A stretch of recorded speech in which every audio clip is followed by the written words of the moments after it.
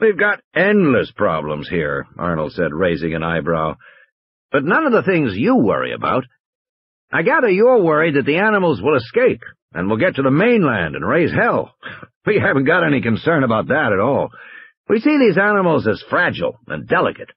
They've been brought back after 65 million years to a world that's very different from the one they left, the one they were adapted to. We have a hell of a time caring for them.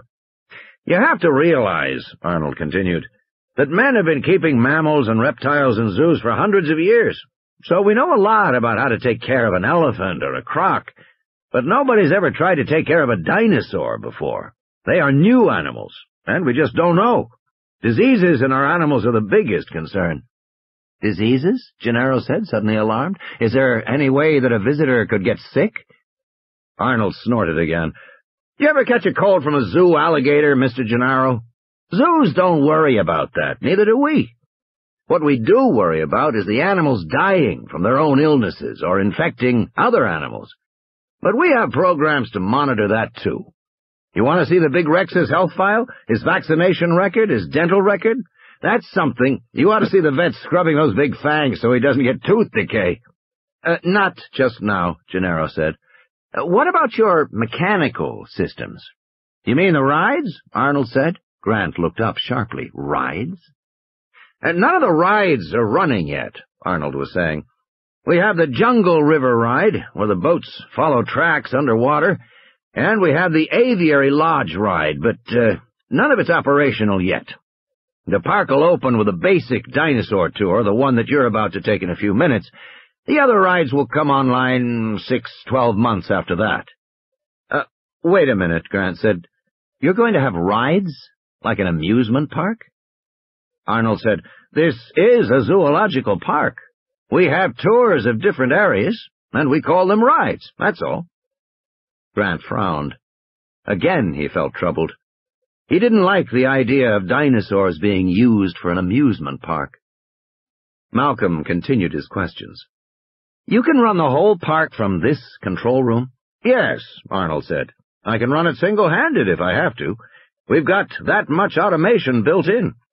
The computer by itself can track the animals, feed them, and fill their water troughs for 48 hours without supervision. This is the system Mr. Nedry designed? Malcolm asked. Dennis Nedry was sitting at a terminal in the far corner of the room, eating a candy bar and typing. Yes, that's right, Nedry said, not looking up from the keyboard. It's a hell of a system, Arnold said proudly. That's right, Nedry said absently. Just one or two minor bugs to fix. Now, Arnold said, I see the tour is starting, so unless you have other questions— Actually, just one, Malcolm said. Just a research question. You showed us that you can track the procompsognathids, and you can visually display them individually. Can you do any studies of them as a group? Measure them or whatever? If I wanted to know height or weight or— Arnold was punching buttons. Another screen came up, headed Height Distribution Procompsognathids, over a graph showing a smooth, symmetrical distribution curve with a single peak at 34 centimeters, based on the height of the procompsognathids in the park.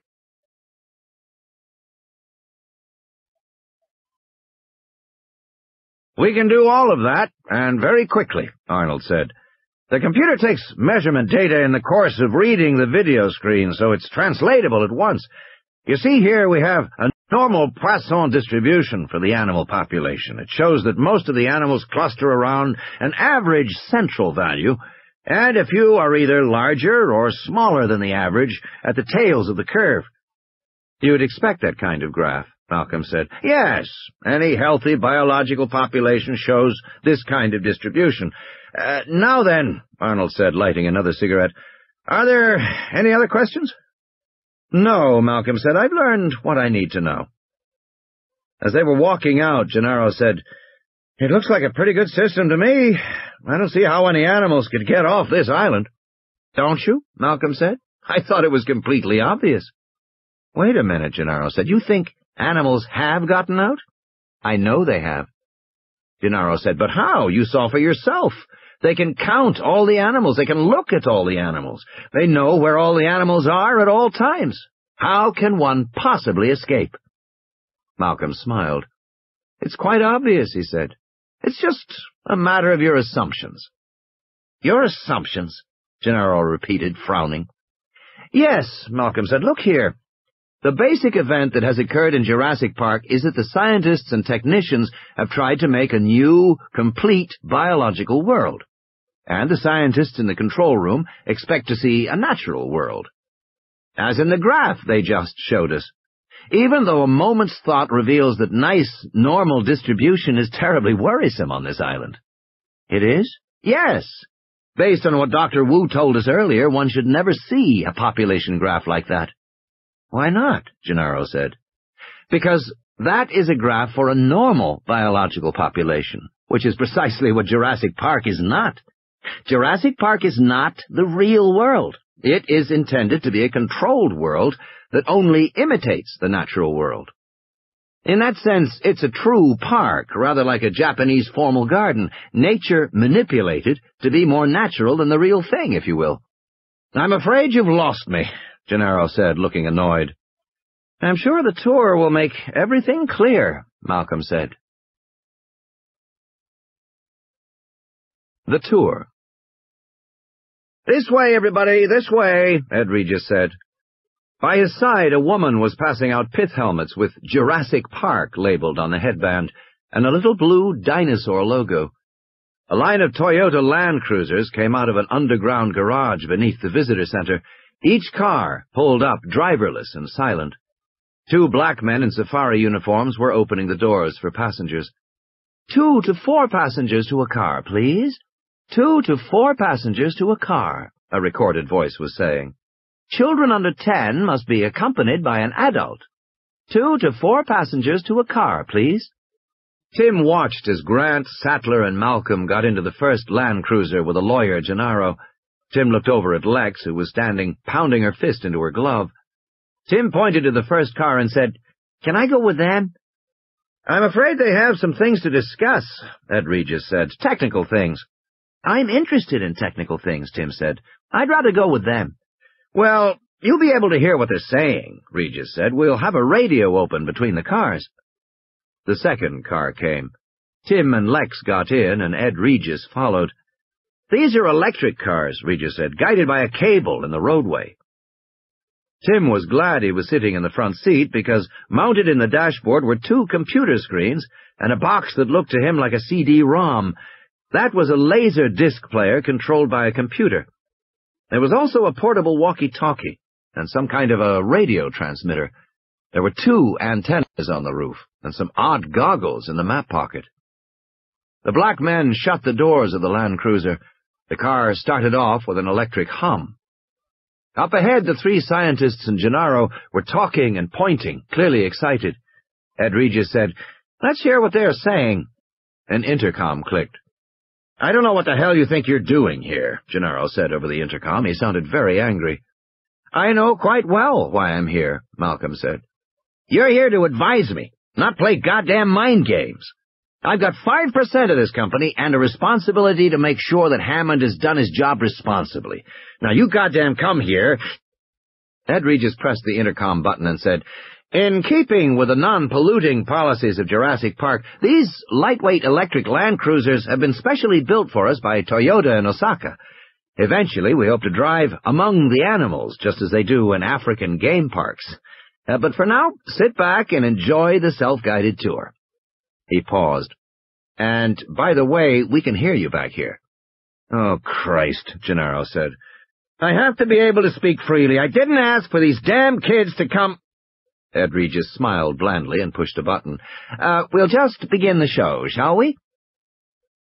They heard a fanfare of trumpets, and the interior screens flashed, "Welcome to Jurassic Park." A sonorous voice said, "Welcome to Jurassic Park. You are now entering the lost world of the prehistoric past, a world of mighty creatures long gone from the face of the earth, which you are privileged to see for the first time." "That's Richard Kiley," Ed Regis said. "We spared no expense." The Land Cruiser passed through a grove of low, stumpy palm trees. Richard Kiley was saying, "Notice, first of all, the remarkable plant life that surrounds you. Those trees to your left and right are called cycads. the prehistoric predecessors of palm trees. Cycads were a favorite food of the dinosaurs. You can also see Bennettitalians and ginkgos. The world of the dinosaur included more modern plants, such as pine and fir trees, and swamp cypresses. You will see these as well. The land cruiser moved slowly among the foliage. Tim noticed the fences and retaining walls were screened by greenery to heighten the illusion of moving through real jungle. "We imagine the world of the dinosaurs," said Richard Kiley's voice, "as a world of huge vegetarians, eating their way through the giant swampy forests of the Jurassic and Cretaceous world 100 million years ago. But most dinosaurs were not as large as people think. The smallest dinosaurs were no bigger than a house cat, and the average dinosaur was about as big as a pony. We are first going to visit one of these average-sized animals, called hypsilophodonts. If you look to your left, you may catch a glimpse of them now." They all looked to the left. The land cruiser stopped on a low rise where a break in the foliage provided a view to the east. They could see a sloping forested area which opened into a field of yellow grass that was about 3 feet high. There were no dinosaurs. "Where are they?" Lex said. Tim looked at the dashboard. The transmitter lights blinked and the CD-ROM whirred. Obviously, the disk was being accessed by some automatic system.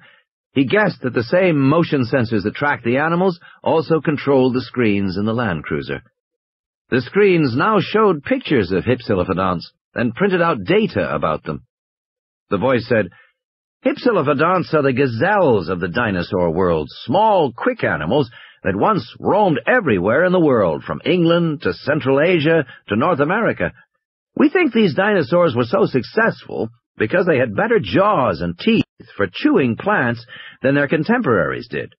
In fact, the name hypsilophodontid means high-ridged tooth, which refers to the characteristic self-sharpening teeth of these animals. You can see them in the plains directly ahead, and also perhaps in the branches of the trees." "In the trees?" Lex said. "Dinosaurs in the trees?" Tim was scanning with binoculars, too. "To the right," he said, "halfway up that big green trunk." In the dappled shadows of the tree, a motionless dark green animal about the size of a baboon stood on a branch. It looked like a lizard standing on its hind legs. It balanced itself with a long, drooping tail. "That's an othnielia," Tim said. "The small animals you see are called othnielia," the voice said, "in honor of the 19th century dinosaur hunter Othniel Marsh of Yale." Tim spotted 2 more animals on the higher branches of the same tree.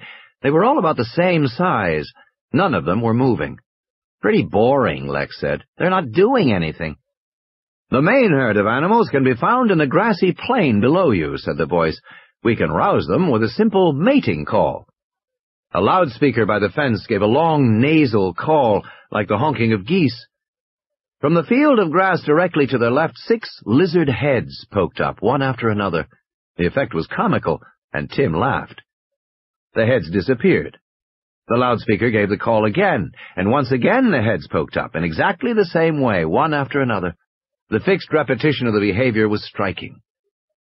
"Hypsilophodonts are not especially bright animals," the voice explained. "They have roughly the intelligence of a domestic cow." The heads were dull green, with a mottling of dark browns and blacks that extended down the slender necks. Judging from the size of the heads, Tim guessed their bodies were 4 feet long, about as large as deer. Some of the hypsilophodonts were chewing, the jaws working.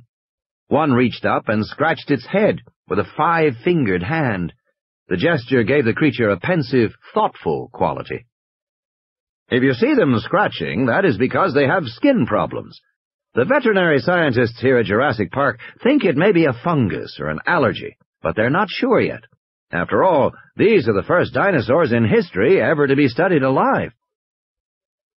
The electric motor of the car started, and there was a grinding of gears. At the unexpected sound, the herd of hypsilophodonts suddenly leapt into the air and bounded above the grass like kangaroos, showing their full bodies with massive hind limbs and long tails in the afternoon sunlight. In a few leaps, they were gone. Now that we've had a look at these fascinating herbivores, we will go on to some dinosaurs that are a little larger. Quite a bit larger, in fact. The land cruisers continued onward, moving south through Jurassic Park. Control. "Gears are grinding," John Arnold said in the darkened control room. "Have maintenance check the electric clutches on vehicles BB4 and BB5 when they come back." "Yes, Mr. Arnold," replied the voice on the intercom. "A minor detail," Hammond said, walking in the room. Looking out, he could see the two land cruisers moving south through the park. Muldoon stood in the corner, silently watching. Arnold pushed his chair back from the central console at the control panel. "There are no minor details, Mr. Hammond," he said, and he lit another cigarette.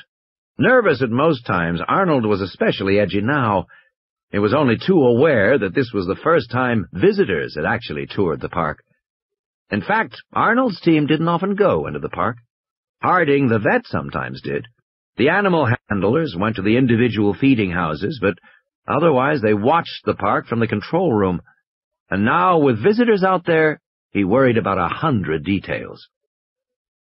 John Arnold was a systems engineer who had worked on the Polaris submarine missile in the late 1960s, until he had his first child and the prospect of making weapons became too distasteful. Meanwhile, Disney had started to create amusement park rides of great technological sophistication, and they employed a lot of aerospace people.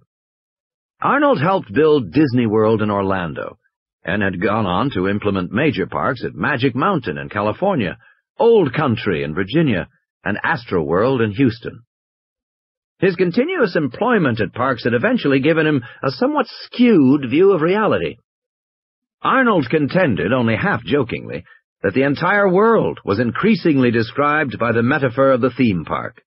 "Paris is a theme park," he once announced after a vacation, "although it's too expensive, and the park employees are unpleasant and sullen." For the past 2 years, Arnold's job had been to get Jurassic Park up and running.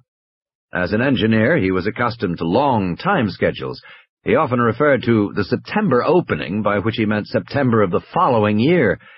And as the September opening approached, he was unhappy with the progress that had been made. He knew from experience that it sometimes took years to work the bugs out of a single park ride, let alone get a whole park running properly. "You're just a worrier," Hammond said. "I don't think so," Arnold said. "You've got to realize that from an engineering standpoint, Jurassic Park is by far the most ambitious theme park in history. Visitors will never think about it, but I do." He ticked the points off on his fingers. "First, Jurassic Park has all the problems of any amusement park: ride maintenance, queue control, transportation, food handling, living accommodations, trash disposal, security. Second, we have all the problems of a major zoo: care of the animals, health and welfare, feeding and cleanliness, protection from insects, pests, allergies, and illnesses, maintenance of barriers, and all the rest. And finally, we have the unprecedented problems of caring for a population of animals that no one has ever tried to maintain before." "Oh, it's not as bad as all that," Hammond said. "Yes, it is. You're just not here to see it," Arnold said. "The tyrannosaurs drink the lagoon water and sometimes get sick. We aren't sure why. The Triceratops females kill each other in fights for dominance and have to be separated into groups smaller than 6. We don't know why. The stegosaurs frequently get blisters on their tongues and diarrhea, for reasons no one yet understands, even though we've lost 2. Hypsilophodonts get skin rashes. And the velociraptors— "Let's not start on the velociraptors," Hammond said. "I'm sick of hearing about the velociraptors, how they're the most vicious creatures anyone has ever seen." "They are," Muldoon said in a low voice. "They should all be destroyed." "You wanted to fit them with radio collars," Hammond said, and I agreed. "Yes, and they promptly chewed the collars off. But even if the raptors never get free," Arnold said, "I think we have to accept that Jurassic Park is inherently hazardous." "Oh, balls," Hammond said. "Whose side are you on, anyway?" "We now have 15 species of extinct animals, and most of them are dangerous," Arnold said. "We've been forced to delay the Jungle River ride because of the Dilophosaurs, and the Teratops Lodge in the aviary, because the pterodactyls are so unpredictable. These aren't engineering delays, Mr. Hammond. They're problems with control of the animals." You had plenty of engineering delays, Hammond said. Don't blame it on the animals. Yes, we have. In fact, it's all we could do to get the main attraction, Park Drive, working correctly, to get the CD-ROMs inside the cars to be controlled by the motion sensors. It's taken weeks of adjustment to get that working properly. And now the electric gear shifts on the cars are acting up. The gear shifts. Let's keep it in perspective, Hammond said. You get the engineering correct, and the animals will fall into place. After all, they're trainable. From the beginning, this had been one of the core beliefs of the planners. The animals, however exotic, would fundamentally behave like animals in zoos anywhere. They would learn the regularities of their care, and they would respond. Meanwhile, how's the computer? Hammond said. He glanced at Dennis Nedry, who was working at a terminal in the corner of the room. This damn computer has always been a headache. We're getting there, Nedry said. If you had done it right in the first place, Hammond began, but Arnold put a restraining hand on his arm. Arnold knew there was no point in antagonizing Nedry while he was working. It's a large system, Arnold said. There are bound to be glitches. In fact, the bug list now ran to more than 130 items, and included many odd aspects. For example, the animal feeding program reset itself every 12 hours, not every 24 hours, and would not record feedings on Sundays. As a result, the staff could not accurately measure how much the animals were eating. The security system, which controlled all the security card-operated doors, cut out whenever main power was lost and did not come back on with auxiliary power. The security program only ran with main power. The physical conservation program, intended to dim lights after 10 p.m., only worked on alternate days of the week. The automated fecal analysis, called auto-poop, designed to check for parasites in the animal stools, invariably recorded all specimens as having the parasite Phagostomum venulosum, although none did. The program then automatically dispensed medication into the animal's food. If the handlers dumped the medicine out of the hoppers to prevent its being dispensed, an alarm sounded, which could not be turned off. And so it went, page after page of errors. When he had arrived, Dennis Nedry had been under the impression that he could make all the fixes himself over the weekend. He had paled when he saw the full listing. Now he was calling his office in Cambridge, telling his staff programmers they were going to have to cancel their weekend plans and work overtime until Monday. And he had told John Arnold that he would need to use every telephone link between Isla Nublar and the mainland just to transfer program data back and forth to his programmers. While Nedry worked, Arnold punched up a new window in his own monitor. It allowed him to see what Nedry was doing at the corner console. Not that he didn't trust Nedry, but Arnold just liked to know what was going on. He looked at the graphics display on his right-hand console, which showed the progress of the electric land cruisers. They were following the river, just north of the aviary and the Ornithischian paddock. If you look to your left, said the voice, you will see the dome of the Jurassic Park aviary, which is not yet finished for visitors. Tim saw sunlight glinting off aluminum struts in the distance. And directly below is our Mesozoic jungle river, where, if you are lucky, you just may catch a glimpse of a very rare carnivore. Keep your eyes peeled, everyone. Inside the Land Cruiser, the screen showed a bird-like head topped with a flaming red crest. But everyone in Tim's car was looking out the windows. The car was driving along a high ridge, overlooking a fast-moving river below. The river was almost enclosed by dense foliage on both sides. There they are now, said the voice. The animals you see are called Dilophosaurs.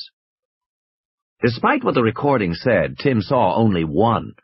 The Dilophosaur crouched on its hind legs by the river, drinking. It was built on the basic carnivore pattern with a heavy tail, strong hind limbs, and a long neck. Its 10-foot-tall body was spotted yellow and black like a leopard. But it was the head that held Tim's attention. Two broad, curving crests ran along the top of the head from the eyes to the nose. The crests met in the center, making a V shape above the dinosaur's head. The crests had red and black stripes, reminiscent of a parrot or toucan. The animal gave a soft hooting cry like an owl. "They're pretty," Lex said. Dilophosaurus, the tape said, is one of the earliest carnivorous dinosaurs. Scientists thought their jaw muscles were too weak to kill prey, and imagined they were primarily scavengers, but now we know they are poisonous. Hey, Tim grinned. All right. Again, the distinctive hooting call of the Dilophosaur drifted across the afternoon air toward them. Lex shifted uneasily in her seat. Are they really poisonous, Mr. Regis? Don't worry about it, Ed Regis said. But are they? Well, yes, Lex. Along with such living reptiles as Gila monsters and rattlesnakes, Dilophosaurus secretes a hematotoxin from glands in its mouth. Unconsciousness follows within minutes of a bite. The dinosaur will then finish the victim off at its leisure, making Dilophosaurus a beautiful but deadly addition to the animals you see here at Jurassic Park. The Land Cruiser turned a corner, leaving the river behind. Tim looked back, hoping for a last glimpse of the Dilophosaur. This was amazing. Poisonous dinosaurs. He wished he could stop the car, but everything was automatic. He bet Dr. Grant wanted to stop the car, too. If you look on the bluff to the right, you'll see Les Gigantes, the site of our superb 3-star dining room. Chef Alain Richard hails from the world-famous Le Beaumanière in France. Make your reservations by dialing 4 from your hotel rooms. Tim looked up on the bluff and saw nothing. Not for a while, though, Ed Regis said. The restaurant won't even start construction until November. Continuing on our prehistoric safari, we come next to the herbivores of the Ornithischian group. If you look to your right, you can probably see them now. Tim saw 2 animals standing motionless in the shade of a large tree. Triceratops, the size and gray color of an elephant, with the truculent stance of a rhino. The horns above each eye curved 5 feet into the air, looking almost like inverted elephant tusks.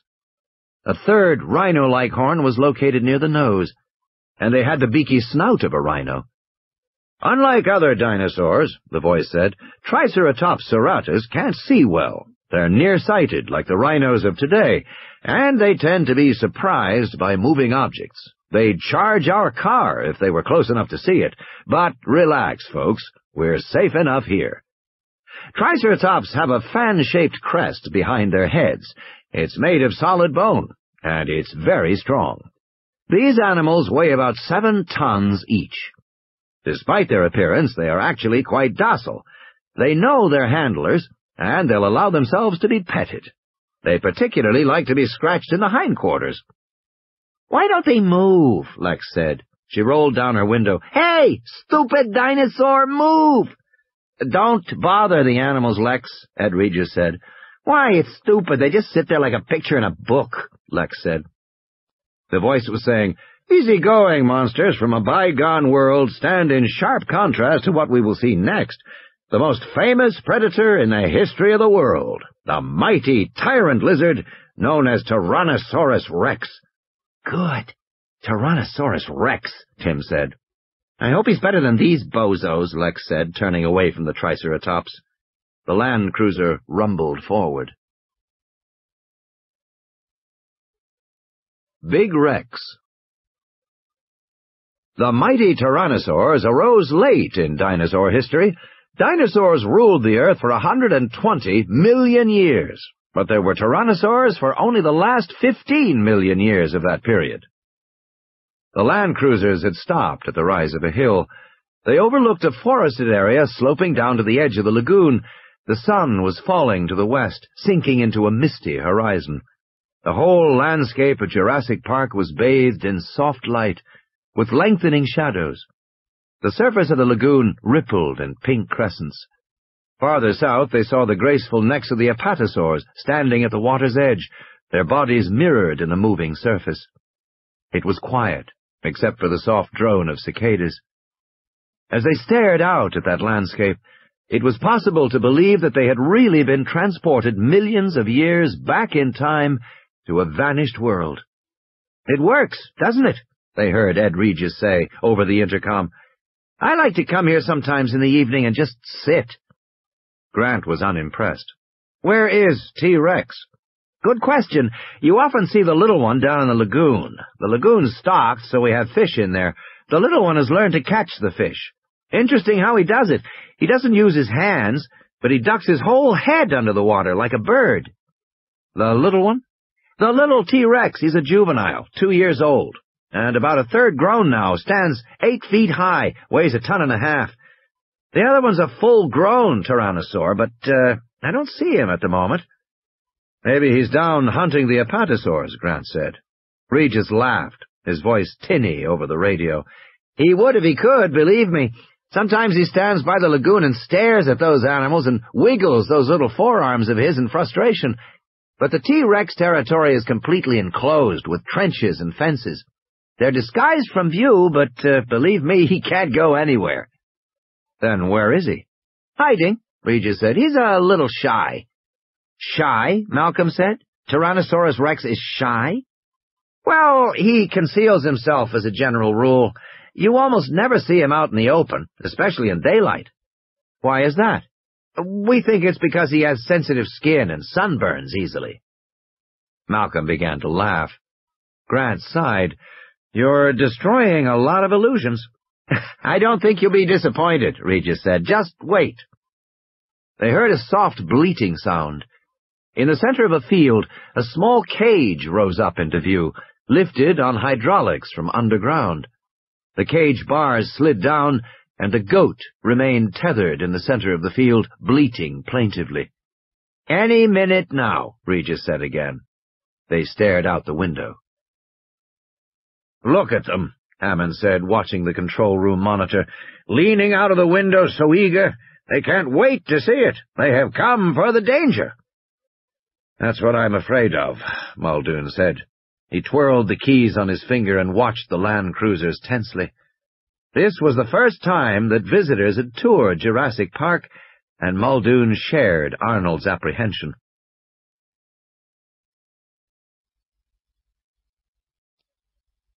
Robert Muldoon was a big man, 50 years old, with a steel-gray mustache and deep blue eyes. Raised in Kenya, he had spent most of his life as a guide for African big-game hunters, as had his father before him. But since 1980, he had worked principally for conservation groups and zoo designers as a wildlife consultant. He had become well known. An article in the London Sunday Times had said, "What Robert Trent Jones is to golf courses, Robert Muldoon is to zoos, a designer of unsurpassed knowledge and skill." In 1986, he had done some work for a San Francisco company that was building a private wildlife park on an island in North America. Muldoon had laid out the boundaries for different animals, defining space and habitat requirements for lions, elephants, zebras, and hippos, identifying which animals could be kept together and which had to be separated. At the time, it had been a fairly routine job. He had been more interested in an Indian park called Tiger World in southern Kashmir. Then, a year ago, he was offered a job as game warden of Jurassic Park. It coincided with a desire to leave Africa. The salary was excellent. Muldoon had taken it on for a year. He was astonished to discover the park was really a collection of genetically engineered prehistoric animals. It was, of course, interesting work, but during his years in Africa, Muldoon had developed an unblinking view of animals, an unromantic view, that frequently set him at odds with the Jurassic Park management in California, particularly the little martinet standing beside him in the control room. In Muldoon's opinion, cloning dinosaurs in a laboratory was one thing, maintaining them in the wild was quite another. It was Muldoon's view that some dinosaurs were too dangerous to be kept in a park setting. In part, the danger existed because they still knew so little about the animals. For example, nobody even suspected the Dilophosaurs were poisonous until they were observed hunting indigenous rats on the island, biting the rodents and then stepping back to wait for them to die. And even then, nobody suspected the Dilophosaurs could spit until one of the handlers was almost blinded by spitting venom. After that, Hammond had agreed to study Dilophosaur venom, which was found to contain 7 different toxic enzymes. It was also discovered that the Dilophosaurs could spit a distance of 50 feet. Since this raised the possibility that a guest in a car might be blinded, management decided to remove the poison sacs. The vets had tried twice on 2 different animals without success. No one knew where the poison was being secreted, and no one would ever know until an autopsy was performed on a Dilophosaur and management would not allow one to be killed. Muldoon worried even more about the velociraptors. They were instinctive hunters, and they never passed up prey. They killed even when they weren't hungry. They killed for the pleasure of killing. They were swift, strong runners and astonishing jumpers. They had lethal claws on all four limbs. One swipe of a forearm would disembowel a man, spilling his guts out. And they had powerful tearing jaws that ripped flesh instead of biting it. They were far more intelligent than the other dinosaurs, and they seemed to be natural cage breakers. Every zoo expert knew that certain animals were especially likely to get free of their cages. Some, like monkeys and elephants, could undo cage doors. Others, like wild pigs, were unusually intelligent and could lift gate fasteners with their snouts. But who would suspect that the giant armadillo was a notorious cage breaker? Or the moose? Yet a moose was almost as skillful with its snout as an elephant with its trunk. Moose were always getting free. They had a talent for it. And so did velociraptors. Raptors were at least as intelligent as chimpanzees. And like chimpanzees, they had agile hands that enabled them to open doors and manipulate objects. They could escape with ease. And when, as Muldoon had feared, one of them finally escaped, it killed 2 construction workers and maimed a third before being recaptured. After that episode, the visitor lodge had been reworked with heavy barred gates, a high perimeter fence, and tempered glass windows, and the raptor holding pen was rebuilt with electronic sensors to warn of another impending escape. Muldoon wanted guns as well, and he wanted shoulder-mounted law missile launchers. Hunters knew how difficult it was to bring down a 4-ton African elephant, and some of the dinosaurs weighed 10 times as much.